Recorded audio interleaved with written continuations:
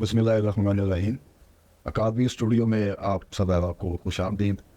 ہمارے آج کے مہمان بہت ہی معتبر نقاد، شاعر اور مترجم جناب ڈاکٹر تحسین فراقی صاحب. ڈاکٹر صاحب بہت مہربانی، آپ بہت شکریہ آپ نے میری عزت بڑھائی. ڈاکٹر صاحب نے اپنی زندگی کا بیشتر حصہ اردو ادب کی تدریس میں بسر کیا، اور ان کے جو شاگرد ہیں ہمیں تو یہ شرف حاصل نہیں ہوا کہ ہم ان سے براہ راست پڑھتے، لیکن یہ جو ان کے شاگرد ہیں وہ بتاتے ہیں کہ یہ بہت ہی شاندار، بہت ہی عمدہ استاد رہے، پڑھانے کے حوالے سے بھی اور ویسے بھی جو ان کا ایک جو تعلق ہے استاد اور شاگرد کے حوالے سے. تعلیم و تدریس کے علاوہ آپ نے مجلس ترقی ادب کی قیادت کی، ان کے ناظم بھی رہے، اور جو آپ کے میدان ہیں، جو قلبی میدان ہیں، ان میں درجہ اول تو آئے گا تحقیق و تدوین، اور اس کے بعد تنقید کے میدان میں بھی آپ نے لائق تحسین کام کیا، اور شاعری تو خیر آپ کا ایک بڑا نام ہے. آپ ہمارے جو بہت اہم شاعر ہیں ان میں شمار ہوتے ہیں. ایک پہلو جو ابھی ڈاکٹر صاحب سے بات کرتے ہوئے سامنے آیا وہ بچوں کے ادب کے تراجم ہے. ویسے تراجم تو آپ کا ایک میدان ہے، اپنے بہت ہی شاندار تراجم کی راشد کی میں بھی کتاب لکھا ہوا، لیکن بچوں کے ادب کو آپ نے فارسی سے اردو میں ترجمہ کیا. تو یہ ایک ایسا پہلو ہے جس پہ بھی ہم ڈاکٹر سے بات کریں گے.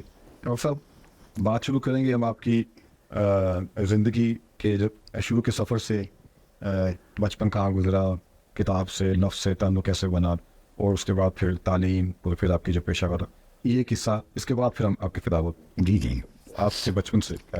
بہت بٹ صاحب، بہت آپ کا شکریہ، آپ نے یہ مجھے عزت دی، میں یہاں حاضر ہوا.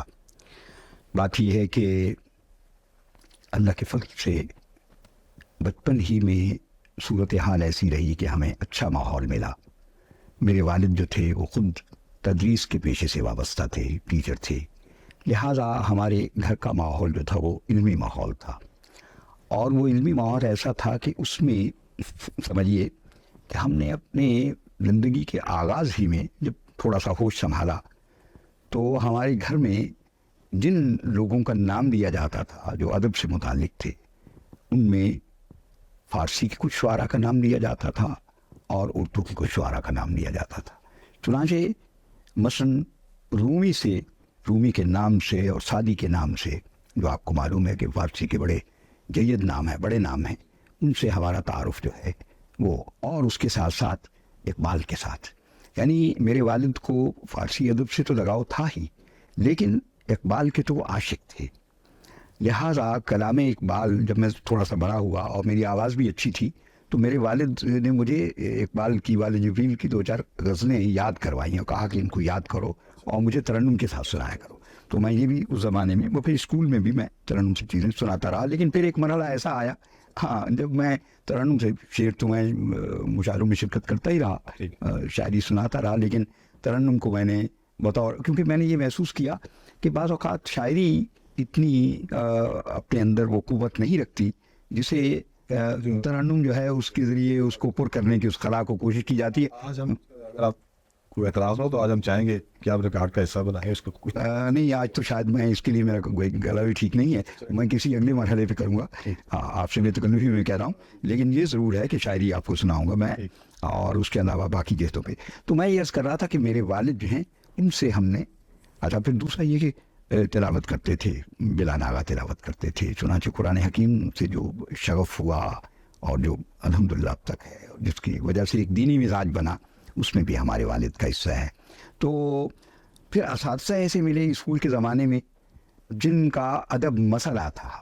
مطلب یہ ہے کہ وہ صرف روایتی نوعیت کے ٹیچر نہیں تھے کہ پڑھایا اور اس کے بعد بچے چلے گئے، وہ باقاعدہ تربیت کرتے تھے. چنانچہ ہمارے اسکول کے زمانے میں علامہ ولی محمد تھے جو بہت کمال درجے کے ٹیچر تھے، اور اس کے علاوہ حافظ بصیر پوری تھے جنہوں نے بعد میں فارسی میں ایم اے کیا. اس زمانے میں تو ایم اے نہیں کیا تھا، لیکن فارسی نہایت اچھی جانتے تھے، اور اس میں انہوں نے ایم اے کیا، اور عربی، اور فارغ التحصیل تھے. وہ دارالعلوم حنفیہ فریدیہ بصیر پور کے یعنی مدرسوں میں سب سے بڑا مدرسہ تھا، اور اب بھی سب سے بڑا ہے. میں یہ بھی عرض کر دوں کہ میری ولادت تو پتوں کی میں ہوئی. ہاں، اور 17 ستمبر 1950 میں وہ میں پیدا ہوا. میرے والد جو تھے وہ تو میں بتا چکا. میرے نانا جو تھے وہ ہمارا شیخ فیملی سے تعلق ہے, تو ہڈی اور چمڑے کا کاروبار تھا میرے نانا کا. اچھا, وہ پڑھے لکھے نہیں تھے, لیکن صاحب ان کا مشاہدہ ایسا زبردست تھا کہ وہ پورے بر عظیم میں گھومے ہوئے تھے اور ہمیں رنگ رنگ کے قصے سناتے, جس سے ہمارا وہ تجسس بڑھا. شاید یہی ہے کہ پھر میں خود بہت سفر کی اپنی زندگی میں اور مختلف جگہوں پہ رہا. تو میں کہنا یہ چاہتا ہوں کہ میری ابتدائی تربیت میں میرے والد کا, خود میری والدہ کا اور میرے نانا کا بہت ہاتھ ہے. اچھا, ہم چھٹیاں جب ہوتی تھی, دلچسپ بات آپ کو بتاؤں, یعنی گرمیوں کی چھٹیاں ہوتی تھیں تو اس سے اگلے ہی دن ہم اپنی ننیال میں پہنچ جاتے تھے اور 2-2.5 مہینے وہیں گزارتے تھے ہم. یعنی ہر سال میں انتظام یہ ہوتا تھا. چنانچہ نانا کی صحبت میں بہت بیٹھے اور وہ ان کو ضرب الامثال بہت یاد تھی, مشاہدات ان کے بڑے نادر تھے, لہٰذا وہ چیزیں میں نے تو بہت جذب کی اور زندگی کے بارے میں ایک خاص طرح کا زاویہ نگاہ پیدا ہوا. وہاں سے پھر جب یعنی سمجھیے کالج کے زمانے میں, تو کالج میں بھی ہمیں بڑے اچھے اساتذہ ملے. میں اسلامیہ کالج میں داخل ہوا اور اسلامیہ کالج کا اس زمانے کا ڈسپلن جو تھا وہ بہت زبردست تھا.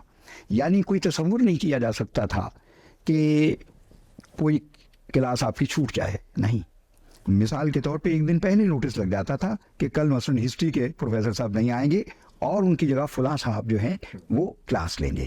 کلاس کے نہ ہونے کا کوئی تصور ہی نہیں تھا اور ڈسپلن اس قدر کمال درجے کا تھا. میں یہ سمجھتا ہوں کہ میرے اندر جو ایک ڈسپلن کی تھوڑی سی خصوصیات پیدا ہوئیں, اس میں اسلامیہ کالج کے اساتذہ کا بھی بڑا دخل ہے. اسلامی کالج ضرور پہ جی ہاں. پھر میں بعد میں اسلامیہ کالج سول لائنس میں بھی داخل ہوا, لیکن اسلامیہ کالج سول لائنس میں اپنی تعلیم مکمل نہیں کر سکا. مالی حالات ایسے نہیں تھے کہ میں کنٹینیو کر سکتا. لیکن اس دوران میں ایک بڑا اچھا یہ ہوا کہ میں اپنے آبائی قصبے بصیر پور چلا آیا, جہاں سے میں نے میٹرک کیا تھا, اور ایف اے میں نے اسلامیہ کالج سے کیا جیسا میں نے عرض کیا. تو بی اے کے زمانے میں چونکہ حالات ایسے نہیں تھے تو میں وہاں چلا آیا, اور اس میں فائدہ یہ ہو گیا کہ میں نے اپنے استاد محترم حافظ بصیر پوری سے فارسی بہت لگ کے پڑھی. حالانکہ میں نے یعنی فارسی یوں تو 4 سال پڑھی تھی اپنے اسکول کے زمانے میں, لیکن جو گلستہ اور بوستہ میں نے سبقن ان سے پڑھی, اس کا بڑا فائدہ ہوا. اور اس کا نتیجہ یہ ہوا کہ شادی سے بھی ایک غیر معمولی عقیدت پیدا ہو گئی. یعنی نام تو پہلے ہی اپنے والد سے سن رکھا تھا. تو اس طرح یہ اچھا. پھر لاہور میں جب آیا ہوں میں, اور بالآخر ایک ایسا مرحلہ بھی آیا کہ میں کالج میں استاد ہو گیا, ایم اے کالج میں. اور ایم اے کالج میں یہ وہ زمانہ تھا جب بڑے بڑے مشاہیر جو تھے وہ ایم اے کالج سے وابستہ تھے. مثال کے طور پہ آپ ناموں سے بخوبی واقف ہیں. امجد اسلام امجد جو مرحوم ہو گئے, اللہ کے مغفرت فرمائے, عطا اللہ قاسمی تھے, امجد اسلام امجد تھے, حفیظ صدیقی تھے, اور ان سے پہلے ڈاکٹر برہان احمد فاروقی جیسے لوگ جو تھے.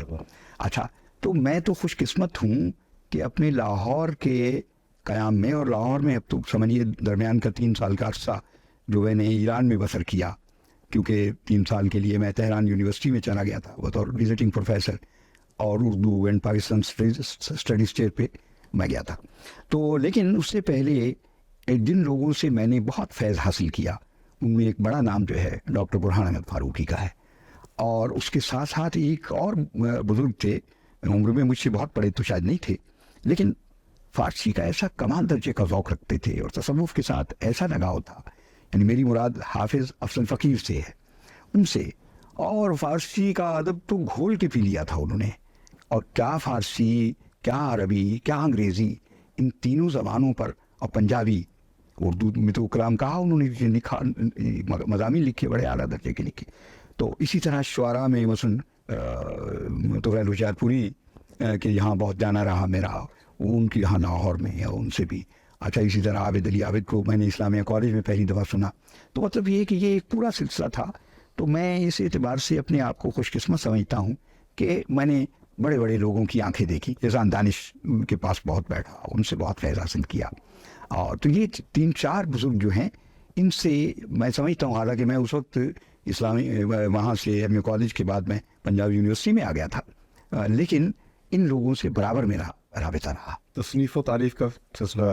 ہاں, میں 3ری کلاس میں تھا جب میں نے 1-2 شعر کہے. اب اگرچہ مجھے یاد نہیں ہے وہ شعر, لیکن یہ یاد بالکل ہے. اور اور میں نے اپنے استاد صاحب کو سنائے تو وہ اس پہ خوش ہوئے، چونکہ ان میں وہ کوئی مصرع بھی وزن سے خارج نہیں تھا.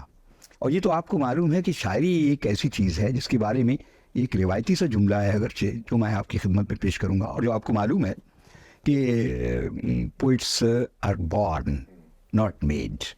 شاعر بنائے نہیں جاتے، شاعر قدرت کی طرف سے. یہ شاعری ایک ایسا عطیہ ہے، اور حقیقت میں یہ ہے کہ شاعری تو ام الاصناف ہے. تمام اصناف ادب جو ہیں ان کی ماں ہے شاعری. اور شاعری میں جو حقائق، اور اس کے بعد اب عہد جدید میں دیکھ رہا ہوں بھی ایک دوسری صنف جو بہت مقبول ہو رہی ہے، اور جس میں خود آپ نے بڑا، آپ کی ایک کنٹریبیوشن ہے، وہ ناول ہے، افسانہ ہے. اچھا، میرا بھی یہ خیال ہے کہ شاعری کا جو درجہ ہے، ہاں وہ اس کی کوئی وہاں تک کوئی چیز نہیں ہے. تو میں نے تو آغاز شاعری ہی سے کیا. اچھا، اور یعنی پھر کہتا رہا، بلکہ مجھے یاد ہے کہ ایک زمانے میں تو میں نے فارسی میں بھی یعنی ایک دو غزلیں کہیں اور اپنے استاد کو سنائی، اور انہوں نے اپریشیٹ کیا. پھر بعد میں تو خیر میں ایران گیا، تو ایران میں تو فارسی ادب، میں بنیادی طور پہ تو آپ کو معلوم ہی ہے کہ اردو کا آدمی ہوں، اور میں نے ساری یعنی بیشتر زندگی 26 برس جو میں نے پنجاب یونیورسٹی میں پڑھایا، پھر صدر شعبہ میں رہا اور یہ سب. لیکن 3 سال کا عرصہ جو میں نے ایران میں گزارا، وہ بھی میری زندگی کا ایک بہت ہی پروڈکٹیو پیریڈ ہے، کیونکہ اس میں میں نے ایران کے نہایت ممتاز لکھنے والوں سے رابطہ رکھا. اور چونکہ فارسی میں جانتا تھا تو ان سے میری گفتگو فارسی میں ہوتی تھی. اور پھر صرف یہ نہیں، ایران بہت، یعنی آپ یہ سمجھیے کہ شاید بہت سے ایرانیوں نے بھی پورا ایران نہیں دیکھا ہوگا. پورا ایران تو خیر میں نے بھی نہیں دیکھا، لیکن 3/4 ایران میں نے دیکھا. یعنی مشرق، مغرب، شمال، جنوب، سب میں نے بڑے بڑے شہر اور بڑی بڑی جگہیں، اور ان کے بڑے بڑے لکھنے والے، ان کے نقاد، ان کے شاعر، ان کے محقق، ان سے میری ملاقاتیں رہی. تو اکثر اقبال اور غالب، ہاں یہ آپ کی 2 بڑی محبتیں جی ان پہ آپ نے بہت لکھا، کتابیں بھی آپ کی. جی تو ان پہ کتابوں کا، اب ہم کتابوں پہ کچھ بات کر لیتے ہیں. جی. کتاب کب سے بھی، اس کے بعد پھر جی میں عرض کروں کہ اقبال پہ تو میری پہلی کتاب جو تھی وہ دیہات اقبال تھی، اور وہ دیہات اقبال سن 2000 میں چھپی پہلی دفعہ، ڈاکٹر وحید قریشی صاحب نے شائع کی. اس کے بعد 3-4 کتابیں میری اور شائع ہوئی، مثلا اقبال چند مباحث اس کے بعد شائع ہوئی.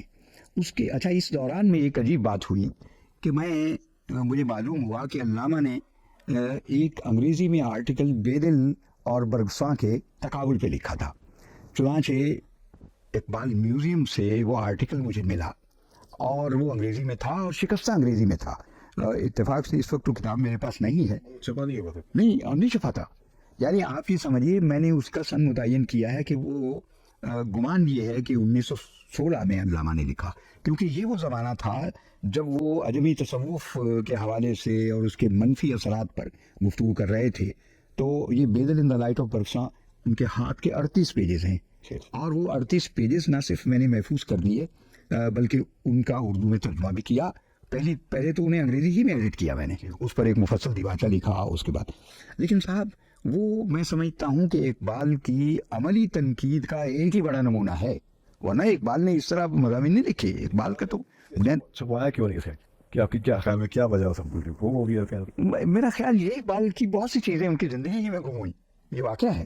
چنانچہ آپ دیکھیے جب بانگ درا انہوں نے شائع کرنے کا ارادہ کیا تو اپنے بہت سے دوستوں کو خط لکھے کہ میرا یہ کلام جو ہے میں ان کو منضبط انداز میں محفوظ نہیں کیا میں نے، تو کئی چیزیں میرے پاس نہیں ہیں، تو آپ میری مدد کیجیے. اس کے باوجود بعض بڑی اہم نظمیں جو تھیں وہ یعنی ان کے مجموعے میں بانگ درا میں شامل نہیں ہو سکی. اب رہا یہ معاملہ، چونکہ اقبال سے شغف تو میرا یعنی سمجھیے لڑکپن سے ہی تھا، تو اس میں پھر اقبال چند مباحث میری دوسری کتاب آئی. تیسری کتاب یہی جس کی طرف میں اشارہ کر رہا ہوں، بیدل ان دا لائٹ آف برگساں. یہی کتاب ہے جس کا بعد میں ایک ایرانی نے ترجمہ کیا، ڈاکٹر علی بیات نے، اور وہ ترجمہ ابھی 3-4 سال پہلے تہران سے بھی شائع ہو گیا ہے، حقیقت و حیرت کے نام سے. تو اقبال کو تو میں یہ سمجھتا ہوں کہ وہ ہمارے صرف ملت اسلامیہ کا شاعر نہیں ہے یا بڑے عظیم کا شاعر نہیں ہے، وہ تو ایک آفاقی شاعر ہے. چنانچہ وہ مجھے یاد آتا ہے کہ ایک امریکی نے، ولیم او ڈگلس اس کا نام تھا، ولیم او ڈگلس، اس نے اپنی یعنی ایک جگہ لکھا، اس کو کوٹ کیا حفیظ ملک نے.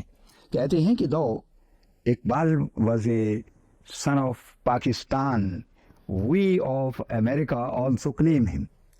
تو آپ اندازہ لگائیے، حقیقت یہ ہے وہ جو اقبال نے کہا ہے کہ ایک ولولہ تازہ دیا میں نے دلوں کو، लाहौर से ता खाके बुखारा और समरकंद, ये मामला सिर्फ लाहौर से समरकंद और बुखारा तक नहीं रहा, पूरी दुनिया में चुनाचे इकबाल का एतराफ़ कितना हुआ।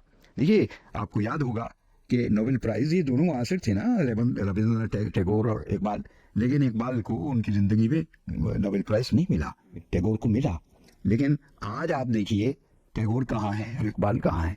इकबाल जिस गैर मामूली अंदाज में अपनी असली सूरत हाल के साथ जुड़े हुए हैं, उसकी कोई दूसरी मिसाल नहीं है। तो लिहाजा इकबाल तो मेरा पैशन था, तो मैंने इकबाल पे लिखा। अच्छा, इस सिलसिले में जो ताज़ा तरीन किताब है जो 2021 में शाये हुई, वो 2020 में गालिबन कोरोना आया, ऐसा ही है ना, 2021 में रहा। अच्छा, उस दौरान में फुर्सत बहुत थी और मैं मजलिस से वाबस्ता था बतौर डायरेक्टर, तो वहाँ तो अब जा नहीं सकते थे, आपको मालूम है, छुट्टियाँ हो गई, लोग घरों में बिल्कुल मुक़य्यद और मैसूर हो गए। मेरा एक पैशन था कि मैं ये इतनी बड़ी किताब है इकबाल की, बस जवायद कर ए अक़वाम शर्क़, ए मशरक़ी कौमों, अब तुम्हें क्या करना चाहिए। चुनांचे मैंने उसका मंजूम तर्जुमा, जो पहले मैं उसके 2 हिस्से कर चुका था, और ये मेरी दूसरी किताब जो शायरी की है, ये किताब है शाख़ ज़रियाब, तो शाख़ ज़रियाब में उसका कुछ हिस्सा शामिल किया था। मैंने कहा ये पूरी किताब है, मैं क्यों ना तर्जुमा करूँ। लिहाजा मैंने वो पूरी किताब, यकीन फरमाइए 20 दिन के अंदर वो तर्जुमा मुकम्मल हो गया था, मंजूम किया और आज़ाद नज़्म में किया। क्योंकि मैं ये समझता हूँ कि इतनी बड़ी शायरी जो होती है ना, जो बड़ी शायरी होती है, वो काबिल तर्जुमा होती नहीं है। उसको अगर कोई चीज़ सहार सकती है तो वो पाबंद नज़्म भी नहीं सहार सकती, वो आज़ाद नज़्म सहार सकती। चुनांचे मैंने यानी नज़्म आज़ाद से काम लिया और उसका मंजूम आज़ाद तर्जुमा किया मैंने, और अल्हम्दुलिल्लाह वो किताब भी पढ़ी जा रही है और मकबूल हो रही है। आपने गालिब का जिक्र किया है, अब मैं गालिब के सिलसिले में अर्ज़ कर दूँ। तो एक ज़माने में ये हुआ कि कायदे-ए-आज़म लाइब्रेरी लाहौर की जो है, वहाँ एक साहब थे एल कमोडोर इनामुल हक, वो गालिब के आशिक थे और अंग्रेज़ी अदबियात में मास्टर किया हुआ था उन्होंने, और अंग्रेज़ी अदब को तो बहुत ही वो पढ़ते थे, लेकिन उसके साथ साथ गालिब से उन्हें गैर मामूली मोहब्बत थी। तो आज उस ज़माने में उन्होंने वहाँ कायदे-ए-आज़म लाइब्रेरी में दौड़ डाला। हर 15 फरवरी को, 15 फरवरी चूँकि मेरे गालिब का यौम वफ़ात था, तो उस दिन वो 2-3 लोगों को बुलाते, और मुझे भी उन्होंने दावत दी कि गालिब के सिलसिले में तुम बातें तो करते रहते हो, तो कुछ लिखे भी। चुनांचे मैं हर साल वहाँ एक मकाला पढ़ता था। चुनांचे मुझे याद है एक मकाला पढ़ा, तो उसमें सदारत अशफाक़ अंसाफ़ की थी मरहूम की, मेरे लिए ये शरफ़ है कि अशफाक़ साहब ने सुना। इसी तरह डॉक्टर वहीद कुरैशी ने और डॉक्टर मोइनुर रहमान थे गवर्नमेंट कॉलेज के, वो आते थे, वो मज़मून पढ़ते थे, मैं पढ़ता था। वो इतने मज़ामीन हो गए, ऐसा नहीं है, उसके बाद भी मैंने लिखा। लेकिन गालिब के बारे में मैंने एक काम ऐसा अलबत्ता किया जो जिस पे कोई ताल्ली नहीं है, हक़ाइक़ है जो बयान कर रहा हूँ। असल में गालिब की उर्दू शायरी पे तो काम हुआ और बाज़ रियासतों में बड़ा अच्छा काम हुआ। गालिब की फ़ारसी शायरी को लोगों ने नज़रअंदाज कर दिया। मैंने गालिब की फ़ारसी शायरी को मौजू बनाया, इसलिए कि अब फ़ारसी आपको मालूम है पाकिस्तान के लिए और पूरे सब कॉन्टिनेंट में अब वो एक लुग़त गरीब है, उसकी तरफ ध्यान नहीं है लोगों का। लिहाजा मैंने उनकी उन जहतों को नुमाया किया जिन जहतों की तरफ हमारे गालिब शनास आम तौर पे उनकी तवज्जो नहीं हुई। तो अल्हम्दुलिल्लाह ये किताब मेरी गालिब इंस्टीट्यूट दिल्ली से भी शाये हो गई, बल्कि उसमें मैंने एक मज़मून का इजाफा भी किया, और वो एन मेरी शिमिल से मुताल्लिक़ था। एन मेरी शिमिल बहैसियत गालिब शनास।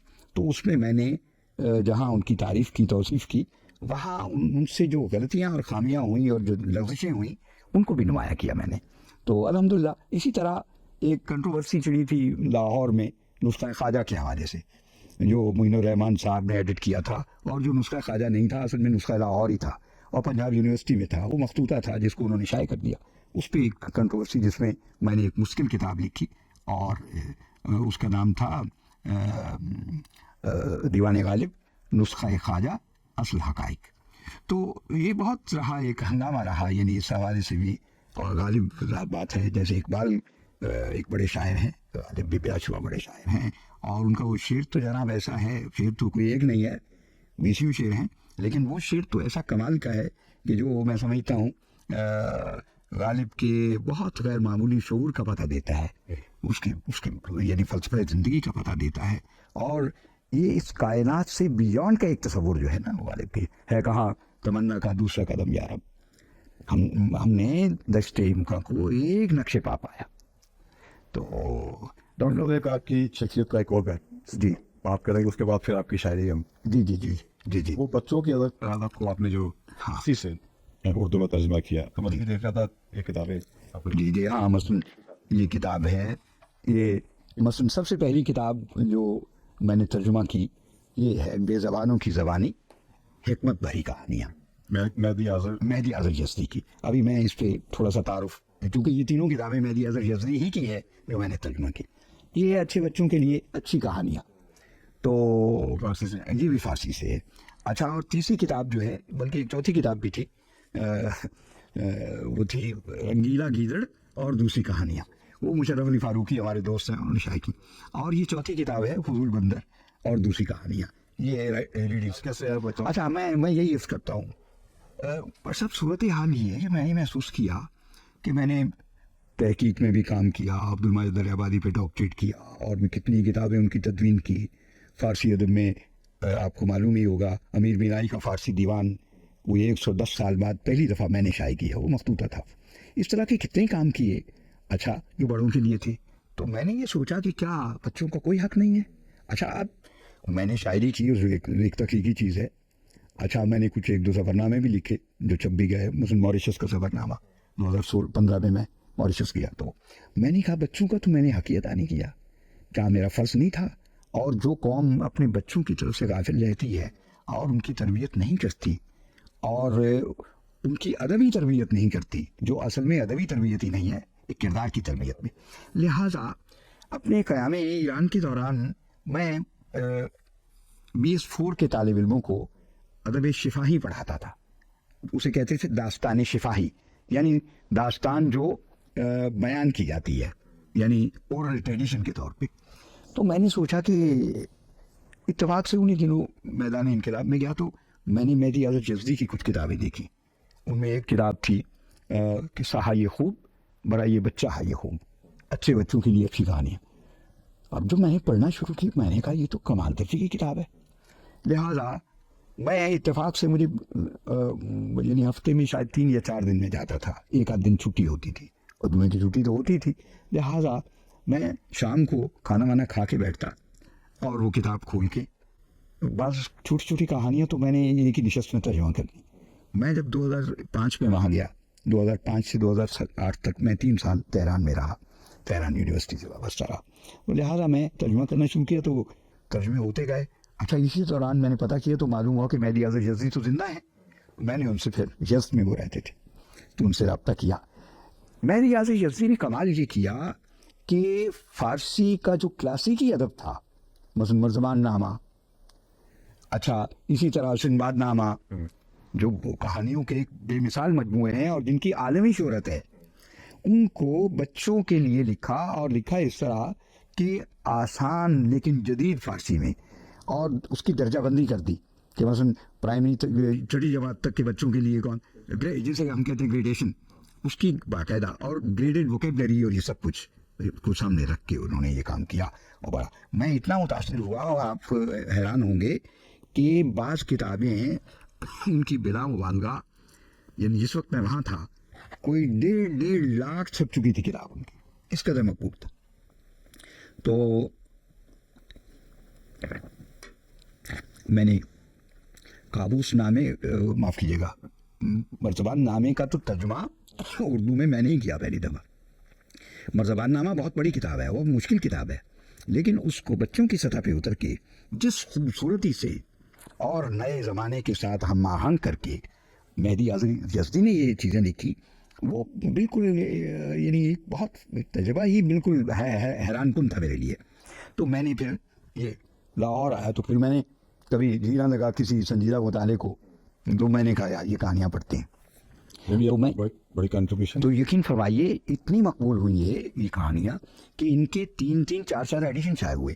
ये किताब जो है ये मर्ज़बान नामा है, और ये इसके 3 एडिशन शाये हो चुके, बेज़बानों की ज़बानी के 4 एडिशन शाये हो चुके। अच्छा, ये भी किताब जो रीडिंग से छापी, अच्छा और बाकी किताबें ये तकरीबन मेरा ख्याल है ख़त्म होने वाली होगी, ये भी कोई 1000-1200 किताब छापी उन्होंने। तो मैंने सोचा कि یہ کام بھی تو کرنا چاہیے. اور یہ اتنی مقبول ہوئی کہانیاں, آپ یقین فرمائیے کہ بعض بچوں نے ان کہانیوں کو پڑھ کے میرا نام تو حذف کر دیا, اپنے نام سے اخبار میں چھپا دی کہانی. اچھا تو یہ بھی ہوا, تو یہ بڑی مقبول چیزیں ہیں. جی ہاں, یہ بھی تو میں لہٰذا شیخ سے بڑے خوش تھے. اچھا, یہ کتابیں ان میں سے 2 کتابیں تو نیٹ پہ بھی ہیں, جب ایرانیوں کو پتہ چلا.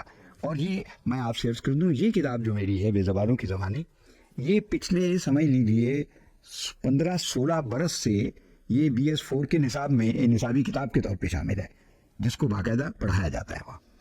تو اسی طرح میں ایک بات اور بھی عرض کر لوں, یہ جو میں نے امیر بینائی کا فارسی دیوان کیا مرتب, اب مجھے وہاں ایک صاحب ہیں عبدالصمد دہلوی, میں وہاں دہلی میں کئی دفعہ گیا ہوں مختلف سیمینارز میں. ویسے تو دنیا کے کئی ملکوں میں گیا ہوں, لیکن انڈیا تو میں 6 دفعہ جا چکا ہوں. تو یہ 2016 کی بات ہے کہ انہوں نے مجھ سے ملے, تو مجھے کہنے لگے کہ فراغ صاحب میں آپ کی کچھ کتابیں چھاپنا چاہتا ہوں. میں نے کہا چھاپیے بھائی, کہ آپ کی شرائط. میں نے کہا میری کیا شرط ہے بھائی, انڈیا کے ساتھ ہمارے آپ کے ساتھ کون سے ایسے تعلقات ہیں, کبھی کبھار آنا ہوتا ہے, کبھی ویزا نہیں ملتا, کبھی ملتا ہے تو ظاہر ہے ایک محدود وقت ہوتا ہے, تو میرا کوئی تقاضا نہیں ہے. تو میں نے کہا ہاں البتہ یہ ضرور کیجیے کہ جب کتابیں چھپ جائیں تو ان کے نسخے کچھ مجھے بھیجیے. چنانچہ میری کتاب اقبال دیدہ بینائے قوم دہلی سے چھپی. اسی طرح حسن کوزہ گر جو ہے یہ دہلی سے چھپی. اسی طرح دیوان امیر بینائی, جب انہوں نے کہا نا مجھے, تو میں اس کو میں کہا بھائی یہ کیسی باتیں آپ کر رہے ہیں, یہ فارسی میں ہے, فارسی ہمارے ملک میں اب پڑھنے والی نہ ہونے کے برابر ہیں, تو آپ ہی کیا کریں گے. کہنے گے آپ مجھے اجازت دیں.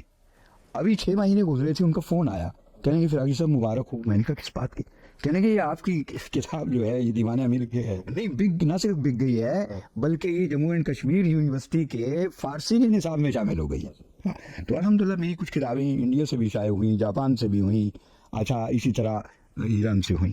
تو اللہ کا فضل ہے, اس کی رحمت ہے. جی جی, نثر میں یا نظم ہاں میں نثر میں تو صرف جی چونکہ اقبال کا آپ نے ذکر کیا تھا, تو میں 1-2 باتیں یعنی آپ کو کچھ اقتباسات سنا دیتا ہوں اپنے مضامین سے مختصر سے. اور دوسرا یہ ہے کہ یہ میرے تنقیدی مضامین کا مجموعہ نکات جو 2018 میں شائع ہوا, تو اس سے بھی میں ایک اقتباس, اور پھر شاعری تو میں سناؤں گا ہی آپ کو, وہ آپ نہیں بھی سنیں گے تو سناؤں گا آپ کو. بڑی بابت. تو یہ میں عرض کرتا ہوں, یہ مضمون جو ہے نا جی, یہ اقبال پر جو میں لکھا ہے, اس کو مضمون کا عنوان ہے, اس کا نام ہی اقبال دیدہ بینائے قوم ہے. تو میں عرض کرتا ہوں, اقبال کی غیر معمولی بصیرت اور ان کی کمال دردمندی کا موزوں ترین مظہر ان کا سال نو کا وہ پیغام بھی ہے جو انہوں نے اپنی وفات سے صرف 3.5 ماہ قبل لاہور ریڈیو اسٹیشن کے ذریعے نشر کیا. پیغام کے آخر میں اقبال نے ایک ابدی سچائی کی طرف اشارہ کرتے ہوئے متنبہ کیا تھا. انہوں نے فرمایا, یاد رکھیں انسان کا باہمی احترام کر کے ہی اس دھرتی پر سلیقے سے زندگی بسر کر سکتا ہے. دیکھیے کیا معین تھا, اور کتنی انسان دوستی. یہ دنیا اس وقت تک خوفناک درندوں کی آماجگاہ رہے گی جب تک پوری دنیا کی تعلیمی قوتیں انسان میں انسان کے احترام کی روح نہ پھونک دیں. صرف ایک وحدت ہی قابل اعتماد ہے, اور وہ ہے اخوت انسانی جو نسل, وطنیت, رنگ اور زبان سے ماورا ہے. میں نے آگے لکھا ہے کہ اقبال کے پیغام میں ان کی روح کی گرمی اور ایقان کی روشنی شامل تھی. دنیا میں جہاں کہیں بھی ایسی روشنی ہوگی وہ اقبال کے نور بصیرت سے آ ملے گی, کیونکہ روشنی کی حریف نہیں ہوتی. یہ اقتباس تھا, ایک چھوٹا سا اقتباس اور سناؤں گا آپ کی اگر اجازت ہو تو. جی بالکل. اقبال نے دانش حاضر کی کوتا نظری کا ماتم کہاں نہیں کیا. بال جبریل میں فرمایا, تازہ پھر دانش حاضر نے کیا سحر قدیم, گزر اس عہد میں ممکن نہیں بے چوبے کلیم. جب تک دانش حاضر اور اس کے اوضاع یعنی مادہ پرستی, جاہ طلبی, جو الارض, معاشی استحصال اور معاشرتی ناہمواریوں اور دیگر سماجی, فکری اور روحانی مفاسد کا المناک منظرنامہ نوع انسانی کی نگاہوں سے کاملاً ہٹ کر ملیا میٹ نہیں ہو جاتا, اور جب تک عشق اور اس کی اضطراب انگیزیاں لوح کائنات سے محو نہیں ہو جاتی، اقبال کے فکر و جذبہ کی عصری معنویت برقرار رہے گی۔ اردو فارسی کا یہ بے مثل شاعر، کوہستان خیال کا یہ محراب گل، یہ فرضی نام تھا جو اقبال نے رکھا اپنا نام، ہماری کشت جاں میں عشق و مستی کے پھول کھلاتا رہے گا۔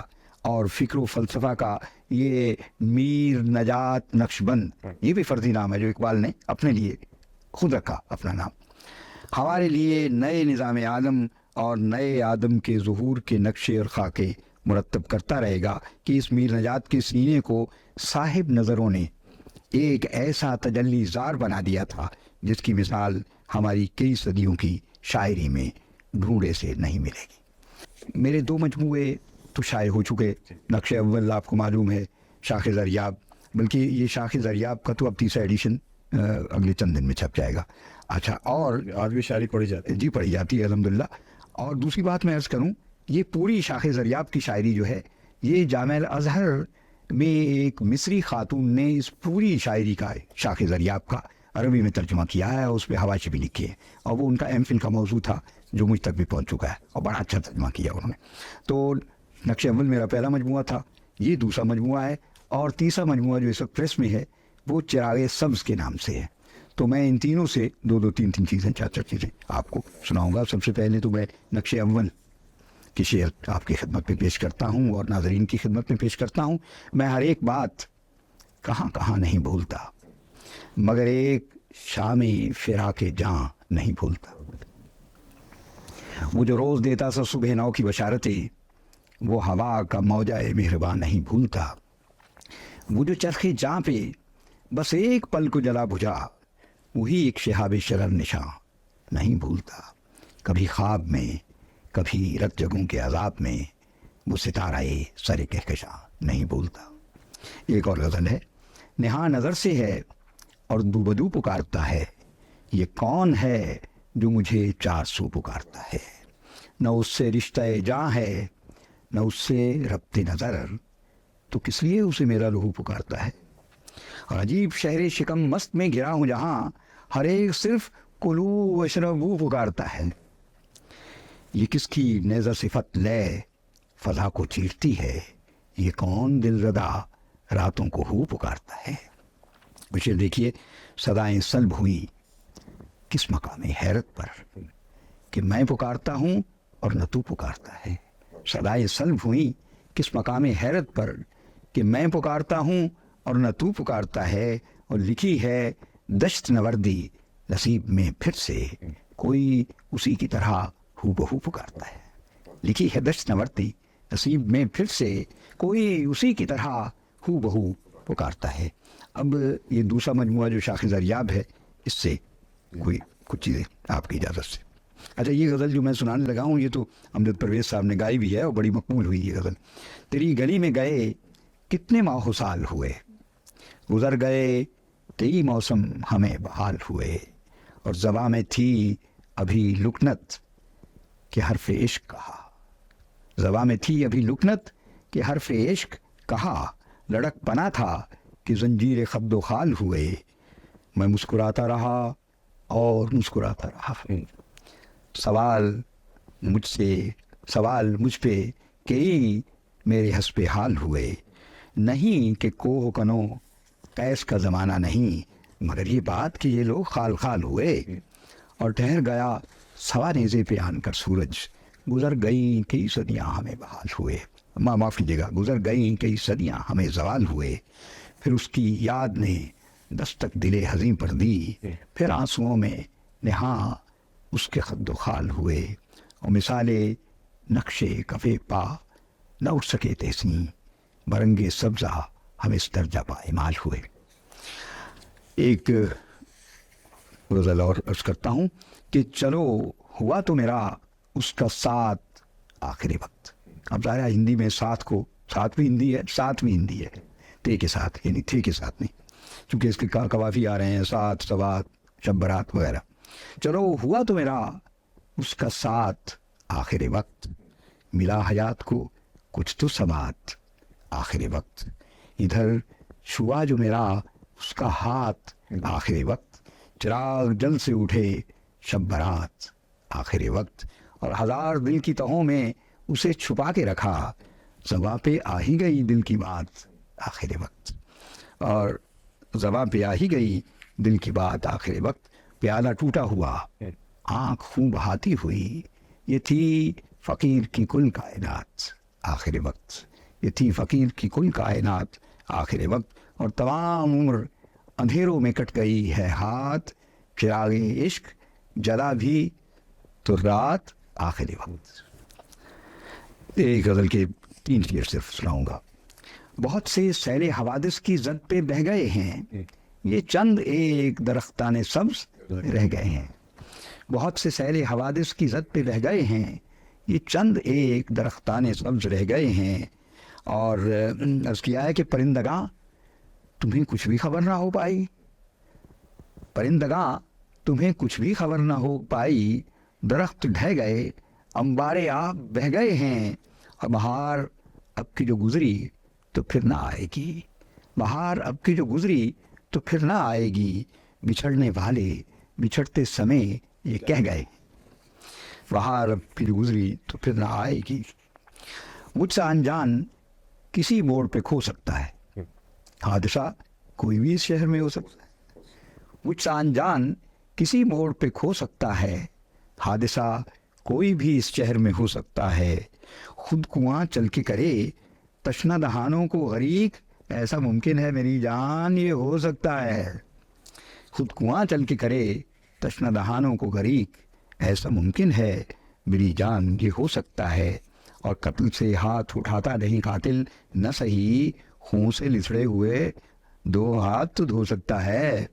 और झूम कर उठता नहीं, खुल के बरसना कैसा, कैसा बादल है, कैसा बादल है कि हंसता है न रो सकता है।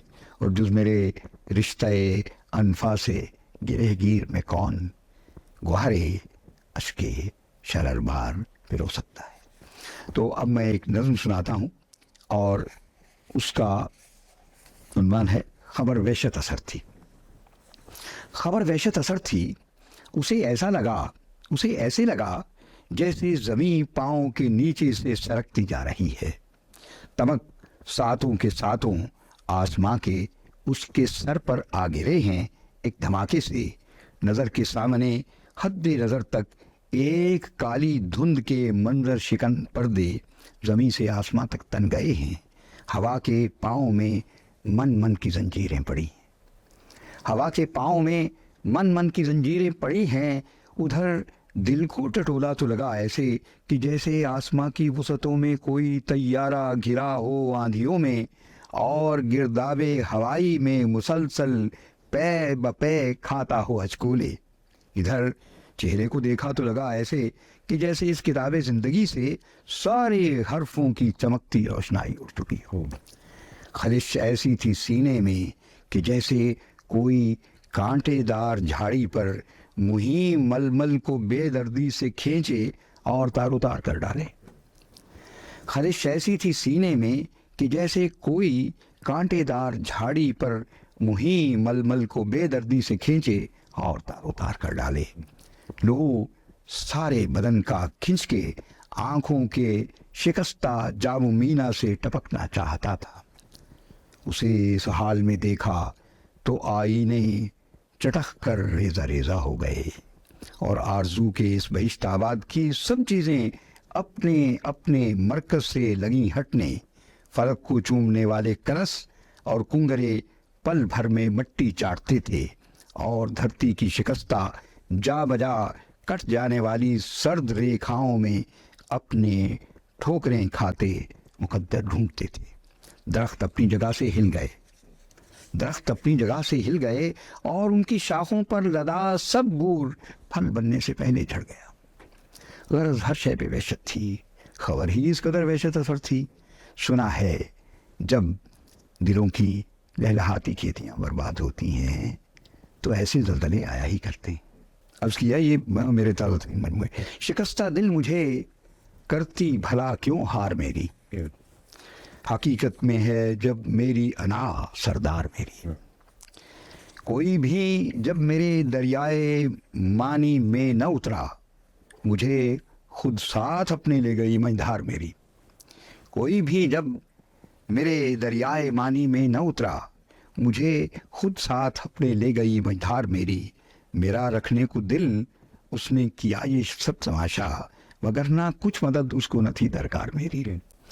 اور نہ تھا معلوم یہ اندر سے خالی ہو چکی ہے تیرے قدموں پہ ایک دن گر گئی دیوار میری.